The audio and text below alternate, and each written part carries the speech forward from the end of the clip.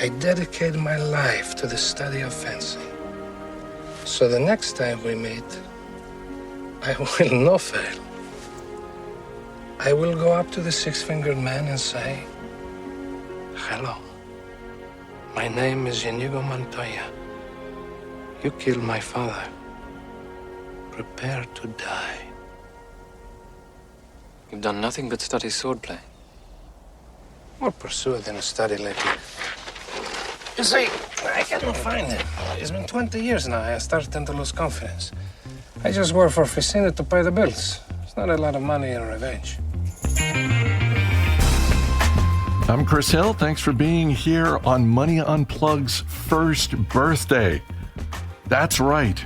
The first episode of this show was the beginning of February 2025, and I'm not going to lie, I am pleasantly surprised to have made it this far. The fact is, the overwhelming majority of podcasts stop after just a few episodes, and I am not dumb enough to think that just because I had a good long run hosting 3 different podcasts at The Motley Fool, that this show would make it a full year. But here we are. So thank you. Thank you for listening. Thank you for spreading the word to friends and family that you think might enjoy the conversations on the podcast. Thank you for rating and reviewing the show on Apple Podcasts, Spotify, Overcast, Pocket Cast, YouTube, wherever you listen. Thank you for that, because rating and reviewing helps other people find the show, and I appreciate it more than I can say. And I hope you'll keep listening. If you haven't already, click the follow button on your podcast app so you don't miss an episode. A little bit later in this episode, I have an event to tell you about that's coming up at the end of February. But first, today on the show, I talk with Beth Pinsker. She is a columnist at MarketWatch, a certified financial planner, and author of the new book, My Mother's Money, A Guide to Financial Caregiving. And don't get me wrong, we had some good laughs in this conversation. But we also spent time on a financial topic that, let's face it, most of us don't want to think about at all.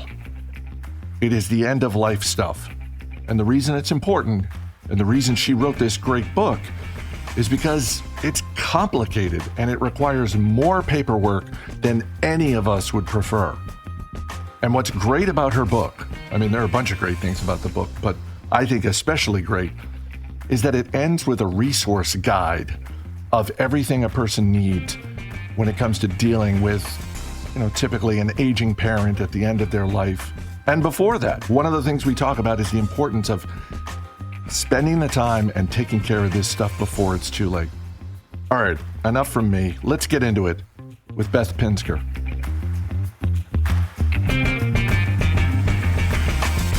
What is your earliest memory of money? So this might be a little bit too much on the nose, but it's hard to sort out sometimes memories in your life that early, like what happened one year as opposed to another year. But one of my formative memories that I can put a picture on and a date on is living through my first audit that I remember that my parents going through. My parents went through 3 audits in their lifetime.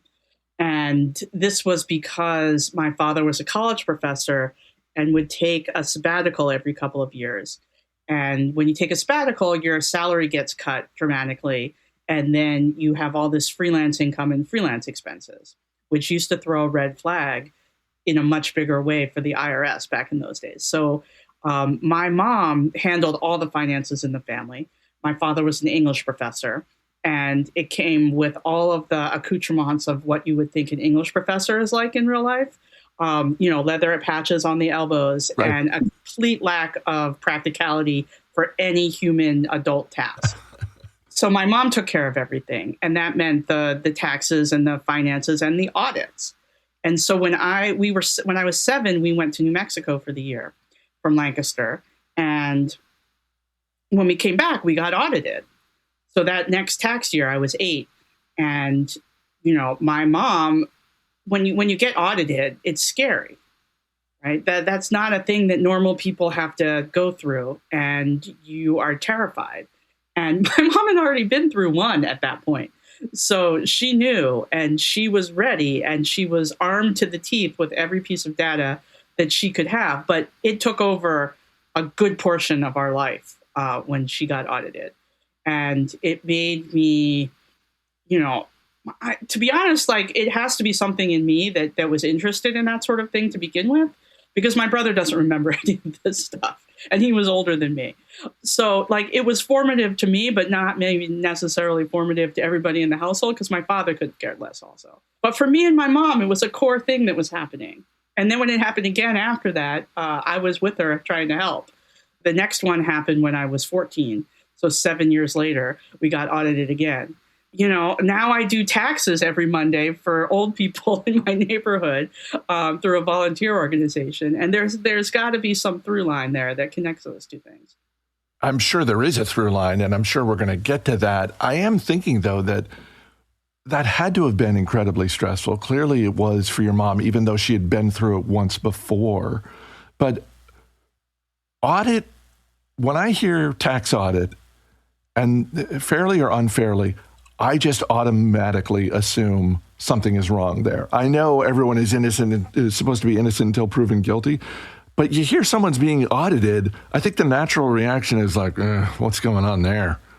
Yeah, so the first two, my mom did not lose, but the third one, she actually got money back. So she beat the IRS by the third time. She knew. Because that third one, we went to Europe. My father got a Fulbright grant, and we went to Belgium for the year, and we traveled all over, like everywhere. Like every weekend, we were going on some sort of expedition. And my mom kept a notebook. And in that notebook, she noted the exchange rate of the day, what currency she had traded in, and what we had spent the money on. And in this notebook was like, a year's diary of every purchase we made and at what rate and what the base was, the basis of it was to figure out. And when she got back and we got audited again, and her accountant's name was Mr. Mester. Seriously? Yeah. So, like growing up, Mr. Mester was like, a dear member of the family. And his name was Robert Mester, and he was my mom's accountant. And, so my mom knew what to do to be prepared for this audit. And so when she and Mr. Mester went in for that audit after that year in Europe, they ended up owing, she got money back. That was the last time the IRS came calling. They were like, all right, they have their stuff together. By the way, Mr. Mester sounds like the accountant on Sesame Street. Yeah. What was the first job you had as a kid?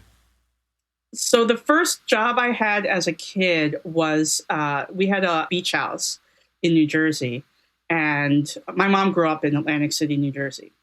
So that's where my grandparents were. And I sold sodas on the beach. Like we went to a warehouse, and I was 10. We went to a warehouse, we bought sodas, at wholesale prices, and then would put them in a fridge in the refrigerator in the garage of my partner, and we would take them down in a cooler to the beach in a wagon, and we would roam up and down the beach saying, "Do you want to buy a soda?" And we got known as the soda people, and it was actually an illegal operation because the only people allowed to sell things on the beach were the commissioned ice cream guys, and they were all war veterans, and they were licensed by the city hall. And we were, not supposed to be doing it. But my mom made me keep the books. She made me, pull out the little notebook. She was famous for those. And she made me keep like a profit and loss statement and run the numbers and make sure that I had control of inventory and that nobody was making off with money here or there. So like I learned about, buying at wholesale and selling at retail and all of those things at 10. And that was a very good lesson. And after that, I was a camp counselor, a lifeguard, a waitress. I went through the whole gamut of crappy summer jobs you can have. Also, the beach was in Atlantic City. I can't imagine you and your partner at the age of 10 were running the only illegal operation on the beach. Probably not. We were in the town right next to Atlantic City by that point. So Ventnor is a little bit sleepier than Atlantic City. You went to Harvard? I went to Harvard. And studied English. And worked on the school paper there, yes? Full time. And was that the plan going into Harvard? I'm going to study English. I want to work on the paper. I want to be a journalist. Absolutely. 100% the plan.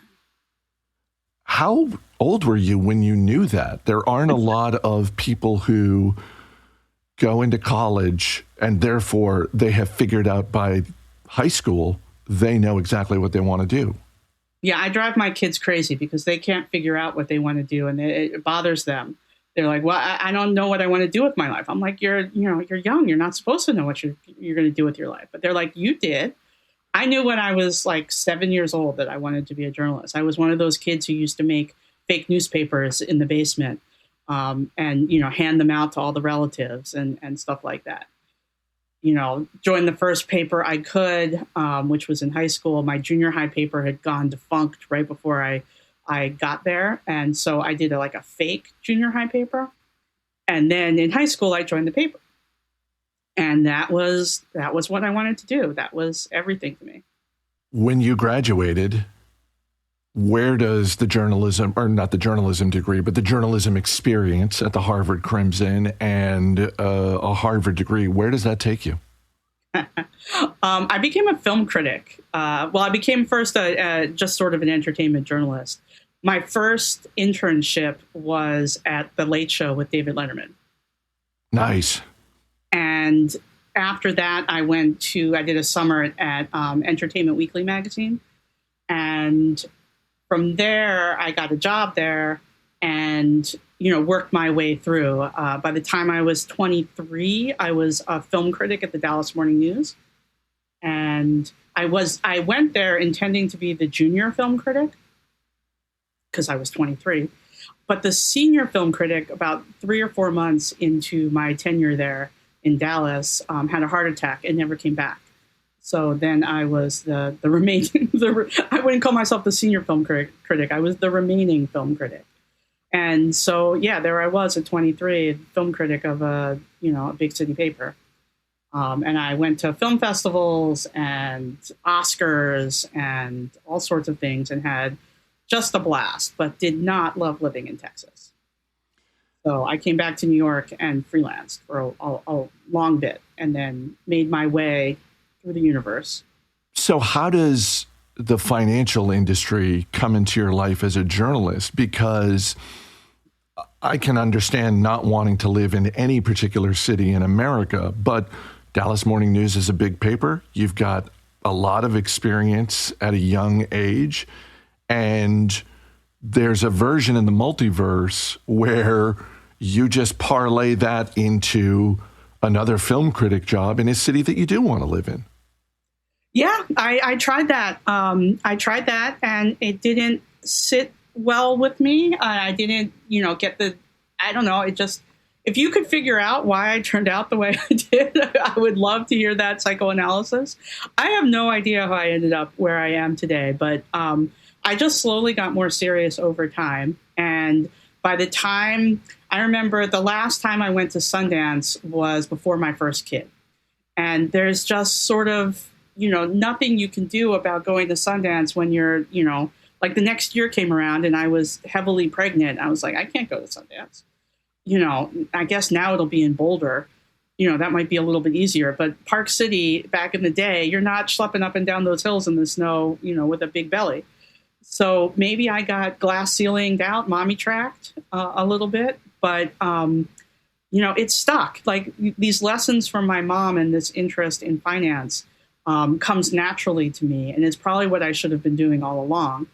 And once I took to the business of entertainment rather than the movie starness of entertainment, it worked really well for me. And then it was very easy to segue into business reporting. And then business reporting became personal finance. You could also see that as a little bit of a mommy track, but I think it's more important than the big picture. I think that everyday finances are more important to the average person than macroeconomics. And more important and more relevant than whatever the weekend box office was.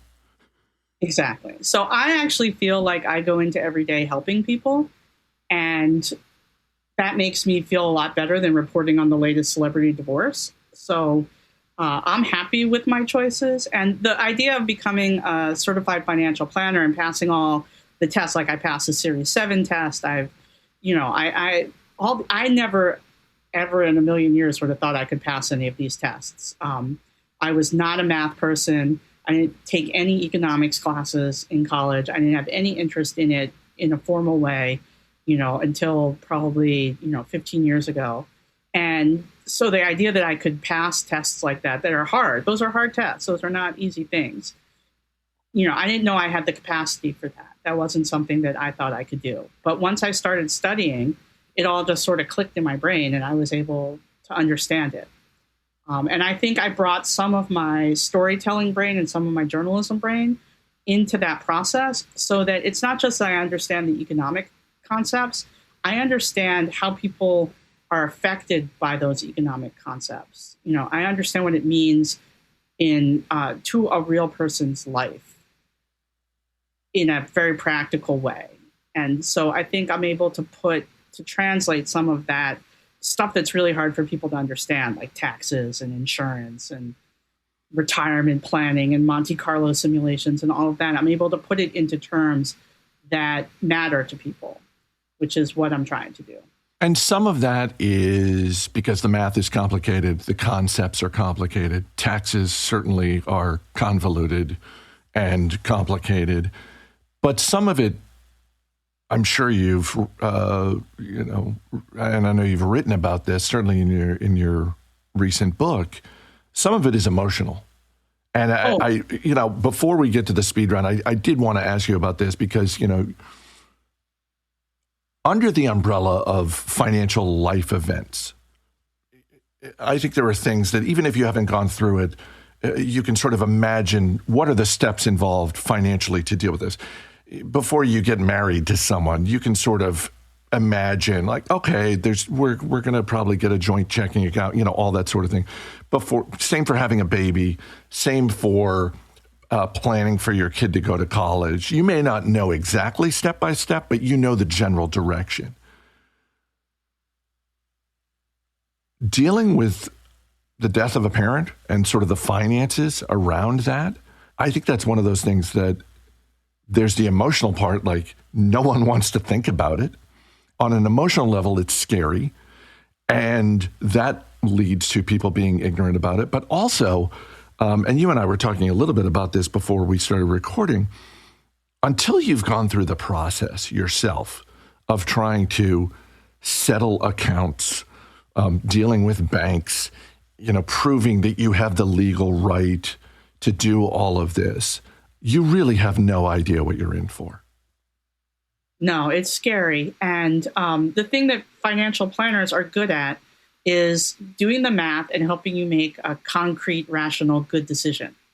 And what I say about the process of helping an ill person with their finances and then settling their affairs after they die is it's only bad decisions. You are choosing among clearly only bad options. And it's really hard to get a professional take on that because, I can't, as a professional, tell you to make a bad decision. That's, sort of against the grain of what we're supposed to do. But when you're in that situation yourself, yeah, they're all bad decisions. Is mom going to come home or go to a nursing home? They're both bad decisions at that point because home is not as safe as a nursing home, and a nursing home is more expensive, and not as comfortable. So, how are you going to tell somebody what the best decision is at that point? I was trying to answer somebody once about, can AI help you with any of these things? And AI is like the worst at making a bad decision. AI can only tell you this one is more expensive than that one. But when somebody's sick and they're dying, more expensive might be better. The example I use in my book is my mom was coming home from the hospital at some point in her journey. She was back and forth a lot. And the Medicare, medical supply place came to drop off, the stuff that she would need. And the hospital bed is being installed. And they're like, do you want the standard mattress? Or do you want the deluxe air mattress that better prevents bed sores? It's $700 out of pocket. Well, what's the right choice? If you are the one standing there having to make that decision in a minute, they want an answer right now. How are you supposed to evaluate that financial decision? Is it worth $700? Do we have $700? How could I justify in my head with the guilt of not spending $700? Like, that is not a rational financial decision.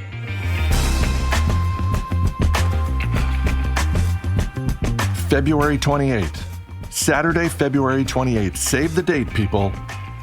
Last year, I had the pleasure of having Ross Anderson and Dan Maseka as guests on the podcast.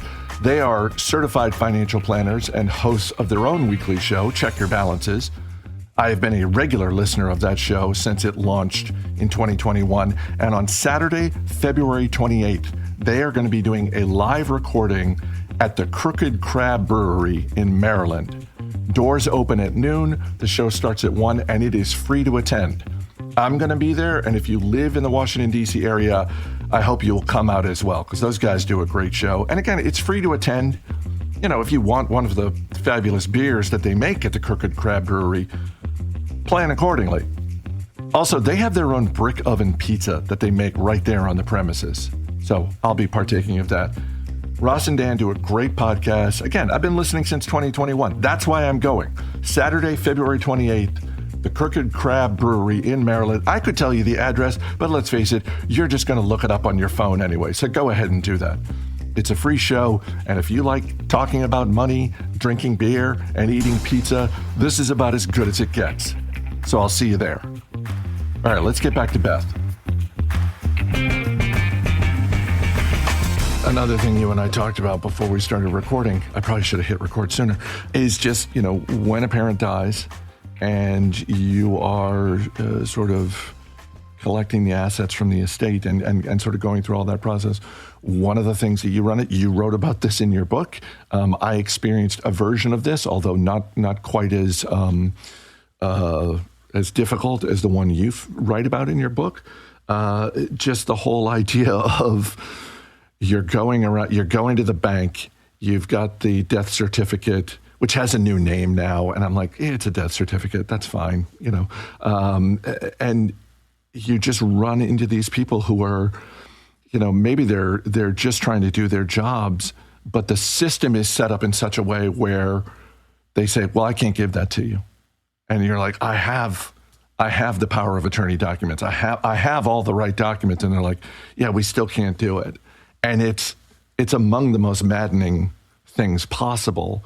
And I'm wondering, if I gave you a magic wand, how would you fix this? Or maybe not fix it, but how would you make it easier? It really does seem like, I get that banks are trying, and I don't want to just make this all about banks, but I'll stick with the example. I get that banks are trying to prevent fraud. They're trying to be as secure as possible, because if they can't guarantee security, then they don't have a business. So I get that. But it really does seem like if someone's coming to you with the right documentation and it's, you know, I have a parent who passed away, I'm trying to just close this account, there's got to be an easier, better way. And I'm wondering what you're doing with your magic wand to fix this.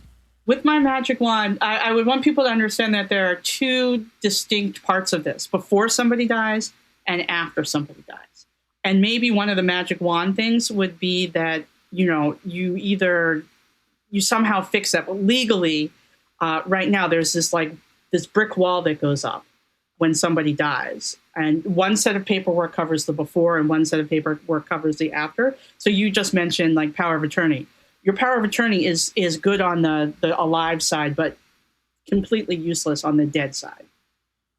So like that's one thing that people don't understand and that they would have to fix. I would like to wave my magic wand and have there be a standardized procedure. So maybe take it out of individual corporations' hands and make this just a universal procedure so that every bank has to follow the same steps. And there's like a place where you upload your document and then it's processed and it just happens as a matter of course. I would also like to wave my magic wand and have the proper document in place. Having the proper documents in place to be a requirement of the account. Like when I log onto my brokerage account right now, my custodian is very good about pop-ups if I don't have something done, but it doesn't require it. right? So like if I have if I open a new account and I haven't named a beneficiary, it'll pop up. You haven't named a beneficiary. You haven't named a beneficiary until I silence it or name or just do the job. It should require you to do those things from the jump and not let it slip through. Same thing with like your house. Although this example is in the book, one of those research groups did a study. They were like, would you like to name a successor for your house when you're signing up for a mortgage? And everybody was like, no.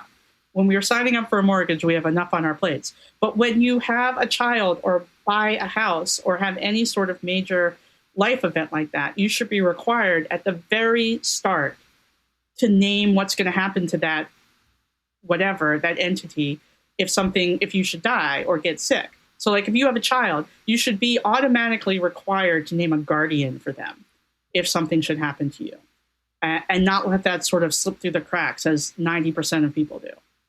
And that's a real number, by the way. That's the one of the staggering numbers that I came out with in my book, is that like 30% of people write a will in this country, right? But most of those people are over the age of 60. So that by the time you get around to writing a will, your kids are grown and they have gone their whole lives without you having named a guardian. Let's go to the speed round. What is a thing you have bought that makes you happy? I bought a good set of knives right at the start of COVID because I knew we would be cooking a lot. And those things are awesome. Do you sharpen your own knives or like me, do you take them to a place to get them sharpened? It has the little thing came with the knife block came with a little sharpener. So. Oh, nice. Have you ever made a purchase at any point in your adult life that you regret and sometimes you still find yourself thinking about it? Ooh, that's a good one. I can't think of one right now. I'm pretty good with money. A lot of people are good with money and they still make those purchases. They're like, 2 months later, sometimes 1 week later, why did I buy this? Well, my new dishwasher sucks. There you go. Well, this could potentially tie into the next question, which is, what is the last thing you splurged on just for yourself? Not for your kids or anyone else, just for you. Just for me. Because maybe the next thing you splurge on is a new dishwasher, but I'm interested in the last thing you splurged on. The last thing I splurged on just for me, I was going to say, my daughter and I just went on a little spa trip, but that was for her as well as for me. Yeah, but you benefited. Yeah, no, we needed a break, and we just took off 2 days in the middle of the week and went to place with a hot tub near me. And it was awesome. They had outdoor hot tubs at this ski resort. We didn't go skiing. We just went in the hot tubs. What is something about money that you wish you knew earlier in life? I wish I knew that it wasn't all about saving. And this is something my parents did too. They saved. And when I started to spend their money on their care, they didn't have enough time left to enjoy it as much as I thought that they deserved to. And I saved. And I look at the amount that I have saved and I think, now it's time to start spending it. This is something I've talked with other guests about. This is something I've talked with friends of mine who are financial planners. It is a real challenge for people to turn off that switch. If you've been saving and investing and earning for 40 years of your adult life, when you retire, it's really hard to turn that switch off and say, all right, even if you look at the math, you look at the numbers and you think, oh, I'm good. It's still a hard habit to break. I mean, it's a good habit, saving, earning, investing. Those are all good habits. Tough to turn it off after 40 years. It really is. And I would like to start doing that, but it is hard because I like my job, and so the number one thing people try to do is, I want to leave the job I hate, but I love my job. So, I don't know what I would do any different with my days, but I also love to cook. So it's not like I want to go out and eat or do fancy things. I still have another kid to get into college. So we'll see how much money I'm going to be spending. A lot of money soon. What is a charitable cause that you like to support? I like to feed people. I donate to food banks and, all the charities that feed people. That was what my mother liked to do. So I like to, donate her money that I inherited to that sort of thing too. We feed people in my family. I am right there with you. Given your history as a film critic once upon a time, I'm very curious to hear your answer to this. What is your favorite movie or television series that has money as a through line? Oof, every show has money as a through line, and every movie is about money, and every piece of literature is about money. Everything, everywhere is about money. My favorite sentimental movie is Kramer versus Kramer. Oh, wow. That is, when you said sentimental, that is not the movie I thought you were going to mention. Princess Bride and Kramer versus Kramer are my heartstring movies that I like to watch. But they're all about money. Those are all about power struggles and money and what money can do for you and what freedom it buys for you and all of that. Yeah. Who has money and who gets to make decisions. Everything's about money. The last thing is a penny for your thoughts. And this is just any bit of wisdom that you want to share with people who are listening. It doesn't have to be about money. It can be about anything. I like to tell people that there's a solution for everything. That you can, especially when it comes to the stuff that I write about. Not every decision is going to be a good decision, but there are ways through everything. So you don't have to feel stuck at any point. You just have to keep going.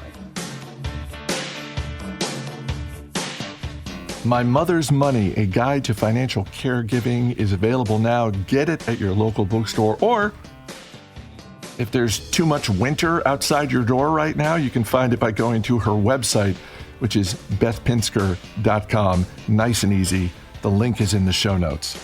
I'm Chris Hill. Thanks for listening. I'll see you next week.